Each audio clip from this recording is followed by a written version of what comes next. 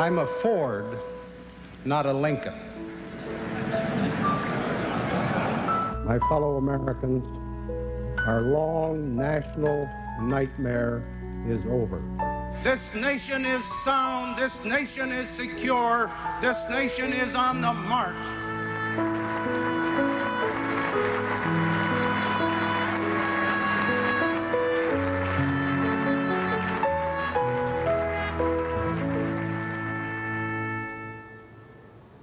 Good evening, I'm Terry Moran, and tonight we're going to dedicate our program to the news that Gerald R. Ford, the 38th President of the United States, has died at the age of 93. President Ford died at his home, peacefully we're told, surrounded by members of his family, including Betty Ford, his wife of more than half a century. That is the last video picture we have of President Ford when President George W. Bush visited him at home in April of this year. No president in American history lived longer than Gerald Ford, and he spent most of that long life, it seemed, in service to the country, in the Navy during World War II, in the Congress for 25 years, in the White House for just over 2 years, and afterwards, and to every role he brought a basic sense of decency and honor. But Gerald Ford will always be remembered for how he came to the presidency after the resignation of President Richard Nixon, in a deeply troubled time, a deeply troubled and traumatized country. And he will be remembered for what he did to heal the country. We're going to begin our coverage by talking to Richard Norton Smith, who's a former director of the Ford Library, scholar in residence at George Mason University, and a man who is close to the Ford family and knew Gerald Ford very well. Professor Smith, thanks very much for being with us tonight. And I just want you to, as a presidential historian, sum up, if you can, what Gerald Ford means in American history. Well, thank you, Terry. I think it's understandable tonight, the initial reaction, we're all focusing upon the events surrounding how he became president, which is an extraordinary story. There's no doubt about it. But I hope as the week goes on, we might broaden our attention beyond the pardon of Richard Nixon and those first dramatic weeks of the Ford presidency. If you want to sum up the Ford presidency very briefly, contrast the mood of America in the summer of 1974 with what it was 2 years later at the time of the bicentennial, which of course reached it in July of 1976. That didn't just happen. I think the president had a lot to do with that. And I think in the long run, I think that will be perhaps more important than the Nixon pardon. What he did for the country as president. How did he do it? What did he bring to the office that did that? Well, you know, it's interesting. He knew Washington inside out. That was one of the things that actually worked against him in the 1976 campaign when the electorate really decided, you know, we want an outsider. But the fact is, he knew Washington. He'd spent 25 years. You know, he was the last president, Terry, who got up and actually did his budget briefings every year in front of the press corps. He actually introduced the federal budget every year, and he stood there until there were no more questions. And he did that because he'd spent 20 years on the House Appropriations Committee. So he knew the workings of government. But beyond that, he had a quality. People have talked about his decency and inclusiveness. I can't tell you how many times I heard him say, you know, over the years I had many opponents, but I never had an enemy. And I think the contrast with the kind of politics that he practiced and the kind of politics that unfortunately have engulfed so much of this town and this country in recent years, I think that's something that we probably want to pay some attention to over the next few days as well. Absolutely. Very few people could say that in politics today. Let me go to Charles Gibson, our colleague, anchor of World News, and something you might not know, veteran Washington reporter himself who covered Congress in the 70s and the Ford campaign in 1976. And Charlie, what, in your estimation, is his contribution, is Gerald Ford's contribution? What do you remember covering him? Well, I think Richard make a very good point when he talks about the complete change in mood over 2 years that occurred in the Ford presidency, because the suspicion of the executive branch was so high when he came in. His ambition was to be Speaker of the House. He never really wanted to be president. It was not something that was in his field of vision. And he really became president by accident. I take Richard's point that you don't want to dwell too much on how he became president. But the interesting thing is that Richard Nixon, when he was faced with the Spiro Agnew resignation, didn't particularly want to choose Gerald Ford. He wanted to choose John Connally. But Jerry Ford was the one person, because of the suspicion of the presidency, that he knew he could get confirmed. And Jerry Ford was indeed confirmed because, as Richard said, he didn't have any enemies in the Congress. He was a creature of the Congress. When he came back to speak to the Congress, he talked about being back in the people's house. It was really the body that he revered. But, you know, Tip O'Neill I covered for years and years, and I remember Tip in his memoirs said, and I'm going to be inexact in this quote, but he said, God is very good to America. During the time of the Civil War, he gave us Lincoln, and at the time of Watergate, he gave us Gerald Ford, who was the right man at the right time, who restored the faith that America had in the presidency. And I think that is Ford's lasting legacy. And it seems that the country kind of knows it, too, knows that the United States was lucky in having, or blessed, depending on the point of view, in having Gerald Ford there at that time. Well, let's take a look back now at the life, the long life, and the career of Gerald Ford, who died today at the age of 93. Here is a look at his life. The office of President of the United States. He was called the accidental president, chosen by President Nixon to fill the remainder of Spiro Agnew's term as vice president, then succeeding to the presidency when the events of Watergate forced Richard Nixon's own resignation. So help me God. So help me God. Congratulations, Mr. President. Born July 14, 1913 in Omaha, Nebraska. A lover of sports, Ford was a star football player in high school. He played center, leading his team to the state championship in his senior year. He continued playing at the University of Michigan. After graduation, he took a job as an assistant coach at Yale, where he also attended law school. Ford returned to Grand Rapids, Michigan to begin practicing law, but World War II intervened, and he went into the Navy as an ensign, coming home in December of 1945 as a lieutenant commander.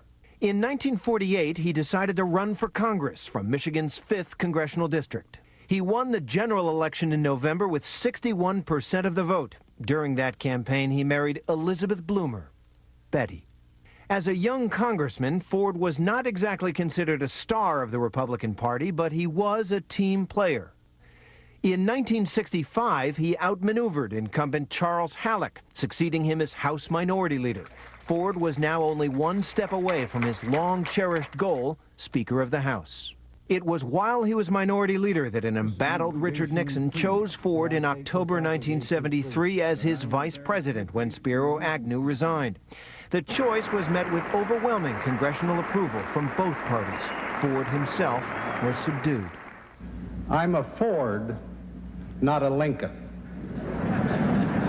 But when Nixon resigned on August 9th the following year, Ford, like Lincoln, became president. But I assumed the presidency under extraordinary circumstances never before experienced by Americans. This is an hour of history that troubles our minds and hurts our hearts.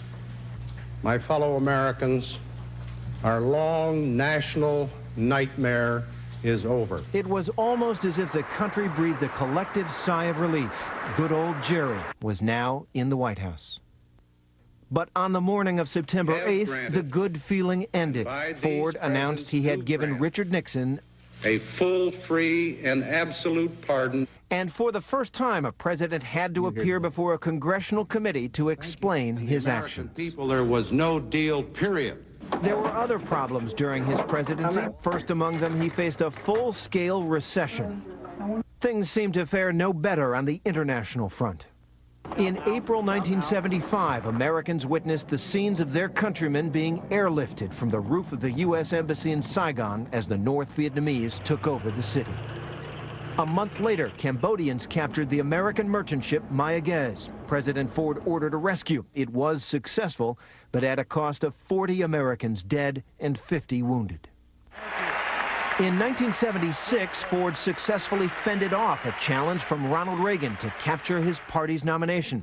But in a hard-fought campaign against Democrat Jimmy Carter, his luck again turned bad. In their second debate, Ford made what many considered a fatal mistake, declaring, "There is no Soviet domination of Eastern Europe." That statement and the Nixon pardon, political observers contend, cost him the election. Though he was only to be an interim caretaker, Gerald Ford's decency and his openness helped heal the nation's wounds.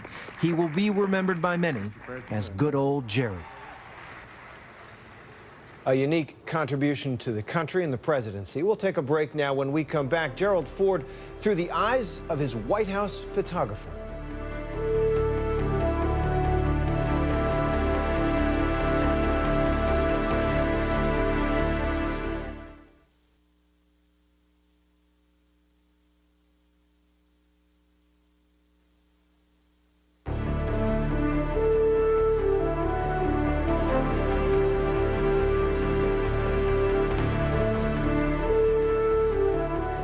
Gerald Ford may have been the best athlete ever to be president, although his falls in office were the cause of some comedy. President Ford dying today at the age of 93. Photographer David Hume Kennerly chronicled the war in Vietnam and the way Matthew Brady documented the U.S. Civil War. He won the Pulitzer Prize in 1972, and then he made the iconic photo of Richard Nixon waving goodbye as he left the White House in disgrace. Well, Nixon's successor, Gerald Ford, tapped Kennerly to be his official White House photographer. He sat down with Nightline to reflect on Ford's foreign policy triumphs. President Ford arrived in the Soviet Union. General Secretary Brezhnev was waiting. President Ford, backed up by Secretary of State Kissinger and a small official party, smiled and blended in with the appearance of his host by slipping into a warm hat given him by the Russians. When we were in Vladivostok to negotiate with Brezhnev, the meetings were actually held at a Soviet Navy rehab center. This photograph is one of Secretary Kissinger and probably General Scowcroft and several others meeting with me outside our dwelling.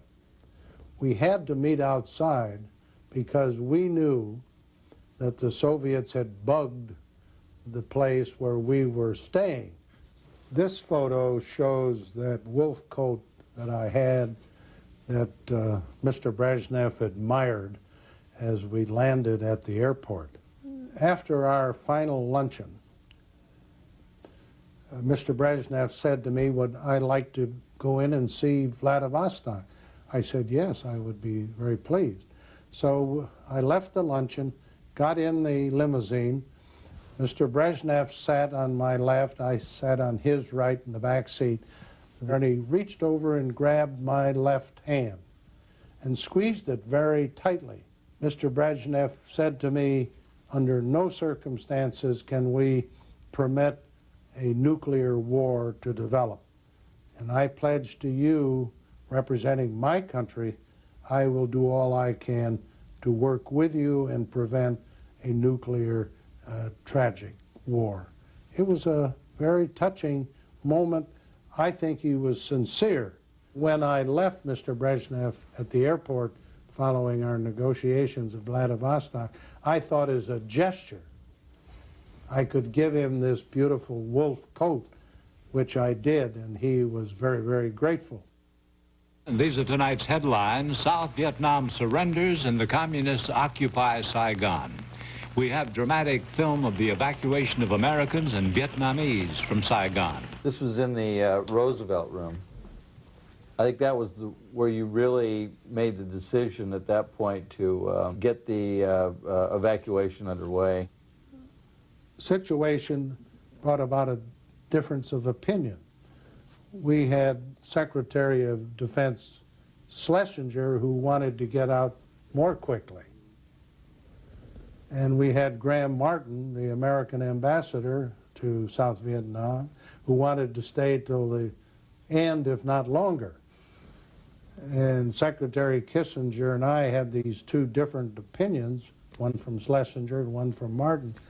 I decided that we would stay to the very end to make sure that we got all Americans and as many of our South Vietnamese supporters as possible. And that led to a very dramatic exit from the American embassy. Here's a photograph of me having gotten the word from Saigon that it was hopeless. And we were literally surrounded. Our forces were surrounded at the embassy. It was a hectic, tragic 24 hours. But to sit there in the White House and to see that transpiring was probably as low a point during my administration as any. I think that dramatically depicts my despair, unhappiness with the tragedy of the United States losing under these very bad circumstances. Well, that was Gerald Ford speaking to his former White House photographer there, David Hume Kennerly. And we'll take a break, and when we come back, more of Gerald Ford over the years in his own words.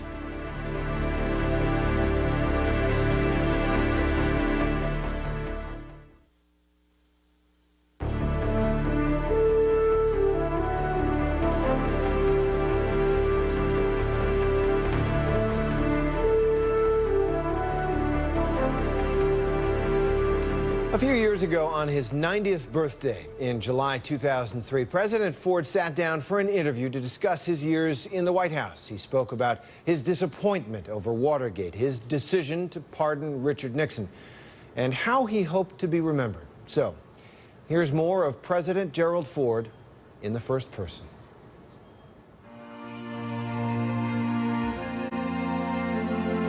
He called me into his office on August 9th and said, Jerry, I'm going to resign.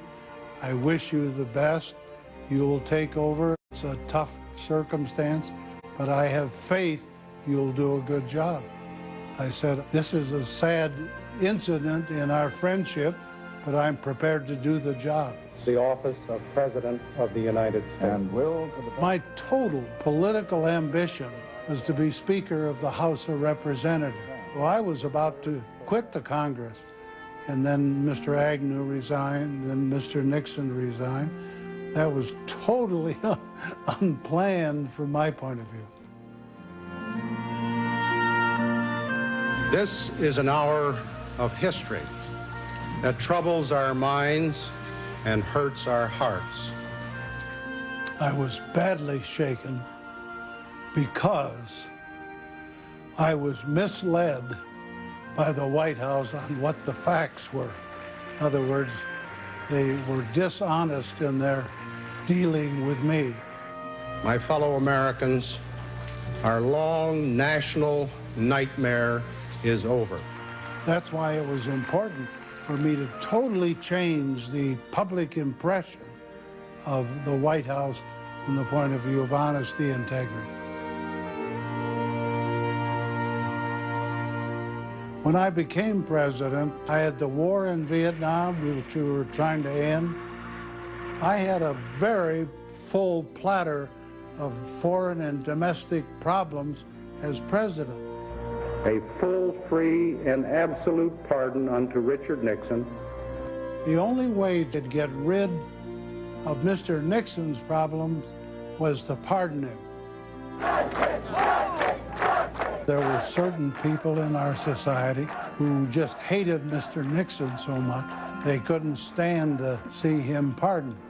It was done in the national interest, and I'm very proud of the fact that it's now recognized as the right thing under the circumstances.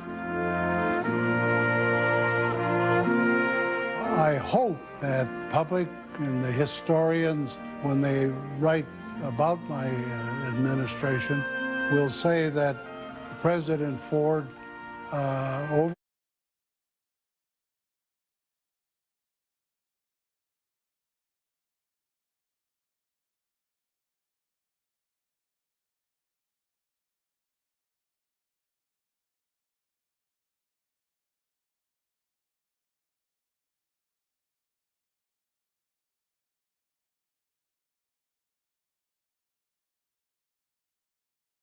Tonight, Gerald R. Ford, the 38th President of the United States, died today in California at the age of 93. President Bush, the White House, issuing a statement tonight.